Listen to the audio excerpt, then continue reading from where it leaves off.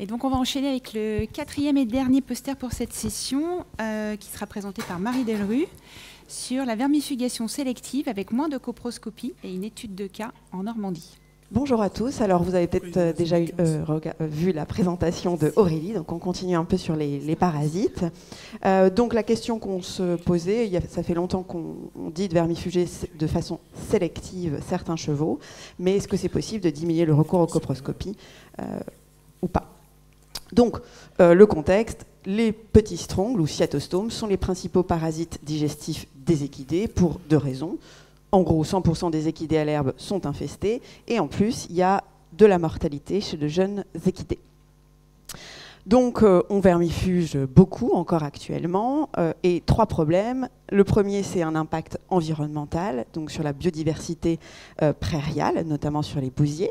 La deuxième, Aurélie en a parlé, c'est les résistances qui se développent et donc une moindre efficacité des vermifuges disponibles pour les équidés. Et le troisième, c'est que c'est encore peu documenté, mais qu'il y aurait un impact sur la flore digestive des équidés. Donc du coup, les parasitologues prônent depuis de nombreuses années la vermifugation sélective, donc c'est-à-dire identifier et traiter uniquement les équidés qui sont fort excréteurs au-dessus d'un certain seuil. On a parlé des seuils un petit peu ce matin, à la coproscopie. Ça, c'est la théorie, mais en pratique, quand même, on voit que ça a du mal à se généraliser sur le terrain, puisque d'après l'enquête qu'on avait réalisée avec Aurélie, seulement 4% des détenteurs le font en pratique, ce qui est assez décevant, parce que ça fait longtemps qu'on essaye de diffuser là-dessus.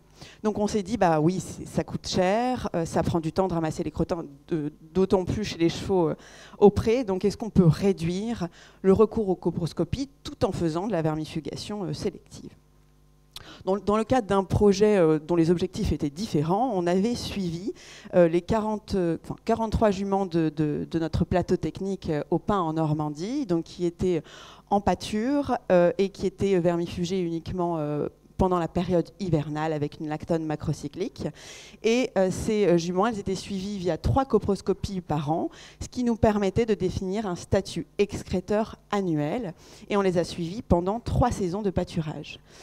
Donc le principal résultat, c'est que si on compare l'année 1 et que donc les juments qui étaient faibles excrétrices l'année 1, c'est-à-dire 3 comptages coproscopiques qui étaient inférieurs à 200 œufs par gramme de crottin, eh bien, il y en avait 92% d'entre elles qui étaient à nouveau faibles excrétrices aux 6 comptages suivants, donc l'année 2 et l'année 3. Donc il semble, en tout cas à la jumenterie du Pin, qu'il y ait une forte stabilité du statut annuel de faible excréteur et qu'on peut penser qu'une année de suivi coproscopique permet de prédire avec fiabilité le niveau d'excrétion pour les 2 années suivantes. Alors la suite, du coup on s'est dit ça peut être intéressant, mais bon, forcément on nous a dit bon c'est sur 43 juments, d'une seule structure. Donc le but du projet Stabilo, c'est de consolider ces résultats préliminaire, donc le projet vient juste de commencer et va se poursuivre pendant 4 ans, et aussi de voir quels sont les facteurs qui influent sur cette stabilité. Donc on a recruté 400 équidés, cette fois-ci d'âge varié, dans 50 structures, 13 régions, qu'on va suivre pendant 4 saisons, et on va voir si ces résultats se confirment.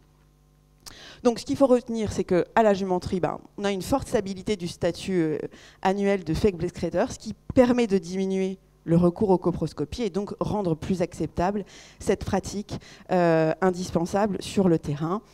Et ce que je vous ai dit, c'est à confirmer sur un panel plus large d'équidés. Je vous remercie. Merci.